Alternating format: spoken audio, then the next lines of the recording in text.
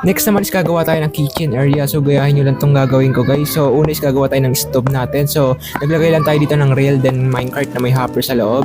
Then lalagyan natin siya ng trapdoor. So itulak nyo siya gamit yung piston. Dito rin sa baba, maglagay lang kayo ng redstone torch para ma-activate siya. And dito maglagay kayo ng cauldron para sa lababo natin. And dito sa kabila is maglagay kayo ng rep. So naglagay lang tayo ng dispenser. Then lagyan natin siya ng banner tapos button.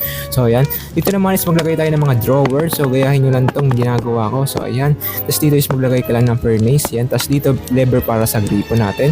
Ngayon lagyan na lang natin ng mga konting dekorasyon. So ayan, para yan sa to cake dito. Then dito maglagay tayo ng parang tray, lalagyan na ng mga food natin. So ayan. Dito is maglagay tayo ng button para sa sponge, then frame para naman sa plate natin, tapos shovel.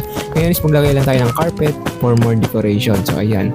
Next naman is maglagay lang tayo ng konting light source para medyo maliwanag yung lababo natin. So lagyan na lang natin ng laman yung arep natin. So ayan, meron na siyang laman. So ayan guys.